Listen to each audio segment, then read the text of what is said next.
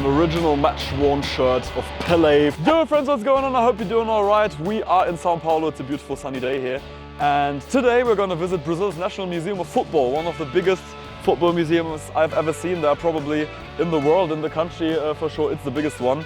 Here at the very, very beautiful stadium of Estádio Municipal de Pacaembu here in São Paulo. And I'll take you with me into Brazil's Museu Nacional do Futebol. Vamos lá, São Paulo, beautiful day, bora!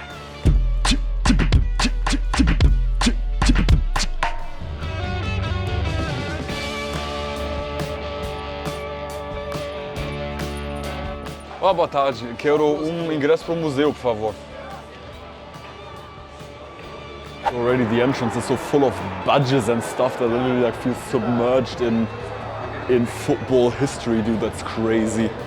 Like badges everywhere here and there, and that's all of Brazilian football history on one wall. Crazy. But before we continue, I got something for you. Tenho algo pra vocês, galera. I put some links in my description that will also help you to live your best football life, be it on the pitch or on the road. Alguns links na minha descrição para você também viver a tua melhor vida de futebol. Accommodation, transport, shirts, boots, even decoration, basically everything you need so that you can do the same stuff I do in my videos as well and go on your next football adventure. And by using the links in my description, you not only boost the level of your football life, but you also help my channel financially, so I'd be grateful if you check them out. Então confia os links aqui na minha descrição, isso não só ajuda a tua vida de futebol, mas também ajuda o meu canal a continuar a existir. Valeu, tamo juntos!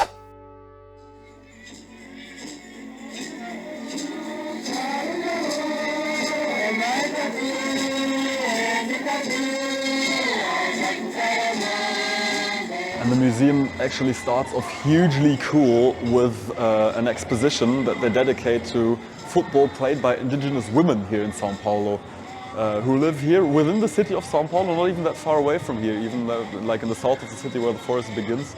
And they have their own football tournament, and this is shown here. And I'm actually really impressed, and I think it's really beautiful what I can see here of photos of objects and of sounds also, which is exposed here, and actually gives me a huge motivation to go there one day, maybe even and visit them and see how they play football. Of course, everyone on the world plays football, like on the grassroots level. There's no like groups of people that cannot play football by definition, and I think that's a beautiful thing that you can see here. That really everyone can be in their element and love what they do playing football.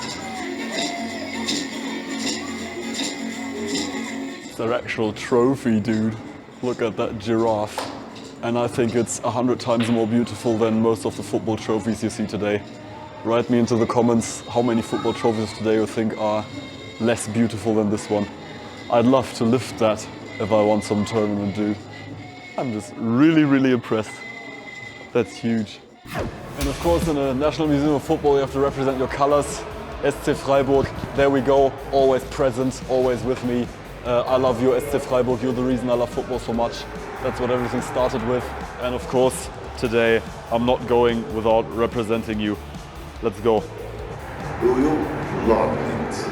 Welcome to the Football Museum. We are being greeted by the king personally. Rest in peace, legend. Is he the GOAT of all time? Probably he is. There they are. You can't see me, but you can see the eternal heroes of Brazilian football. This is the best of the best, the legendary of the legendary.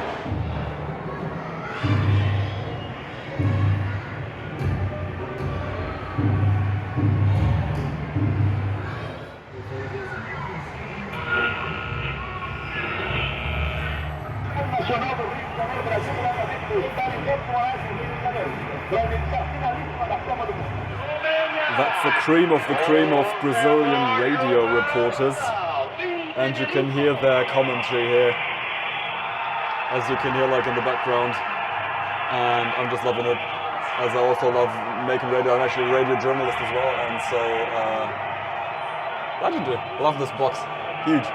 That's also cool here, you can press some buttons and then it's gonna show like some mystery goals here on the screen. Let's see what those goals are and if they're actually known or just random goals. Let's go. The magic pass, let's see.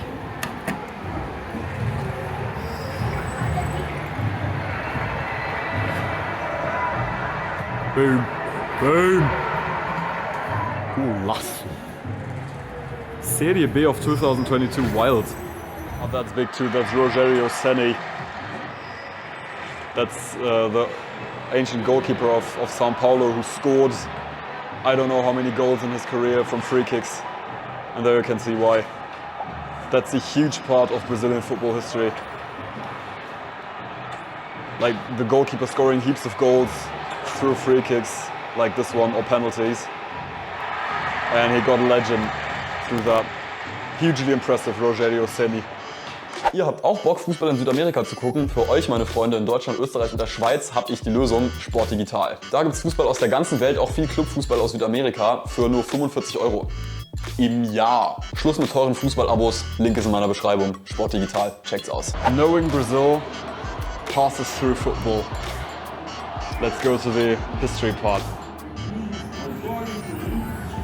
I like how this museum works with visual overload. You're just always surrounded by pictures and a huge number of impressions, but it gives you the vibe, it gives you the feeling, the immersion. I love it. And I also love how this museum makes a focus on women's football as well. That has existed since the beginning, and generally all the history, like how in the early 20th century everything began here in Brazil.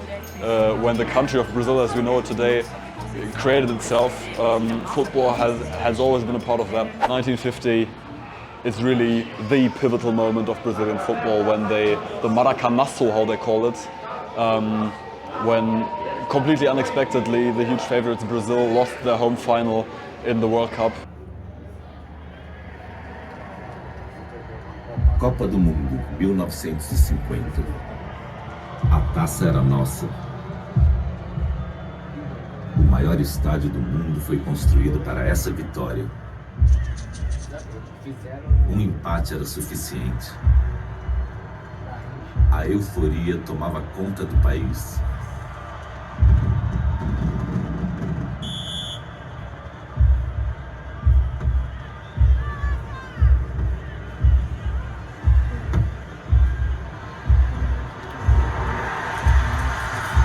A 0 Brasil.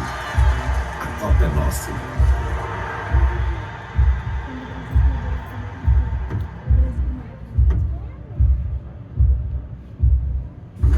A 1. A Copa ainda é nossa.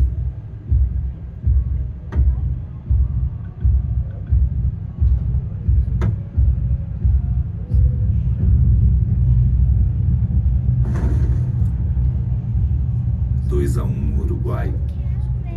O coração do Brasil para.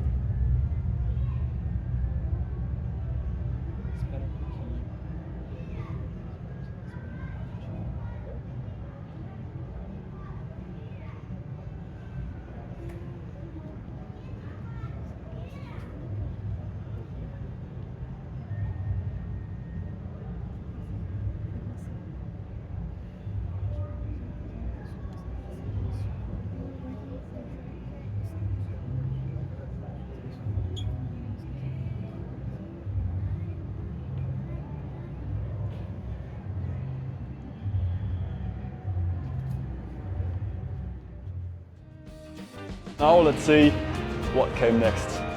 The glory of Brazilian football.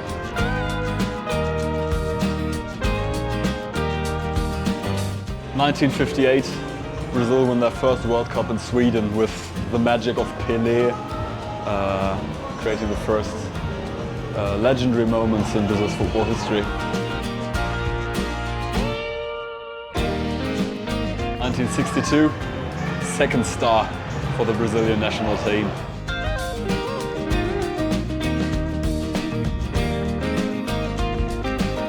In 1970, Tricampeão, the third World Cup title for Brazil, 2 years after Buzz Aldrin had walked the moon for the first time.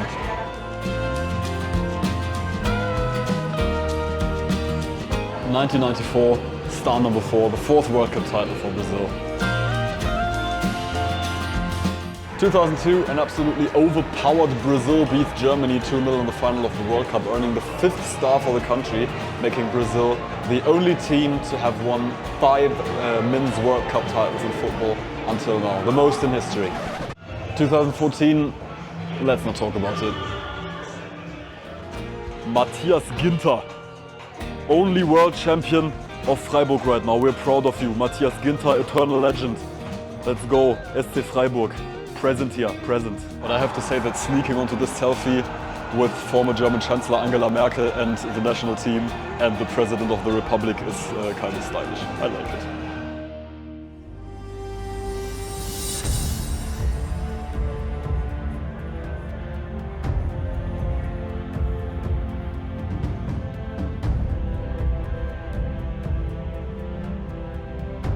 And this, my friends, is it. An original match-worn shirt of Pelé from the World Cup final 1958. That's impressive, having it so close to me. Almost able to touch it and put it on myself, but I love this feeling of having history right in front of me.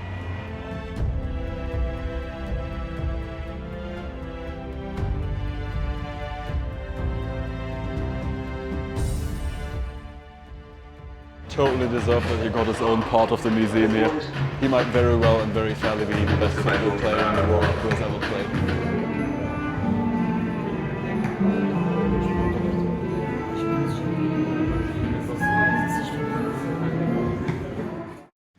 If you also want to buy some new football shirts for your collection or some new football equipment, I have a link to uSport in my description, go check it out. E para todos os brasileiros, os que pretendem ser, a Foot Fanatics tem todas as camisas do Brasil e do mundo inteiro, link na minha descrição. Valeu, tamo junto. We are entering the next part of the museum that actually presents a number of fun facts about football. So I'm gonna look at the 3 most interesting fun facts that I can find in here and present it to you that I didn't know yet. Let's go. I think that's my number 1 fun fact. This is in which years the different parts of the football game were created. Like the corner kick was created in 1872, which was 11 years before the crossbar was added to the goals. And even then it was not before 8 years later that penalties were added. So the corner kick actually existed almost 20 years before the penalty. Crazy fact. Here's fun fact number 2. There are 8 variations of football listed here that are not classical football that allow everyone to actually play football. Like blind people, deaf people, people who only have 1 leg or 1 arm, people who have to play in a wheelchair, beach soccer, people who want to play on sand. Then a variant that I didn't know about before, futebol de cabeça, like head soccer, head football, that is called Jikunahati. I hope I pronounced it right. Futsal, that you might all know, and also futevôlei, which is a Brazilian version of football played on the volleyball field. Do you know more variants of football that can be played? Write it into the comments. I'd be interested also in what you practice as variations of football as well. Okay, that's wild. Fun fact number 3. The yellow and the red card weren't created until the 1970s. The first yellow card was given in 1970 and the first red card wasn't given until 1974. I thought they were always part of football, but apparently no. Oh, that's dope, man. I'm entering an area that you can actually play like football on the ground, projected football, that like some program knows if you touch the virtual ball or not. That's wild. There's like table football where you have a ball like below your feet, below the table. You can shoot onto the goal against an AI goalkeeper. I'm gonna do that.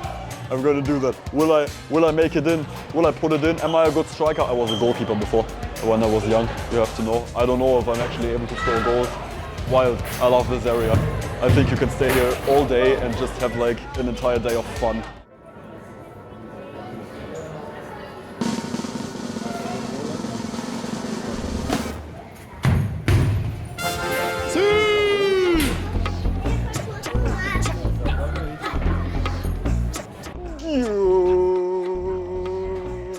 That was actually clean. That was actually clean. Was it clean? Write it into the comments. Should I be a striker? Write it into the comments. One more. I love how we all become completely overconfident and think we could play at the World Cup just because we scored against a flipping AI goalkeeper. Before I leave you, don't forget to check out the links in my description so that you can live the same stuff I live in my videos as well and give your football adventures a real boost. Não esquece de olhar os links na minha descrição, assim você pode viver as mesmas coisas que eu vivo nos meus vídeos também. Valeu, tamo junto. That's it, my friends. Cap on this beautiful experience here in the Sao Paulo Museu de Futebol. I really liked it. What are your impressions? Would you visit here? And have you already been to São Paulo? Have you already been to the Museu de Futebol? And how did you like it? It's a very beautiful place, I guess a must go for every football fan who comes to São Paulo. And with that being said, I wish you an excellent day, an excellent night, whatever you're doing right now, and see you next time. Ciao, ciao.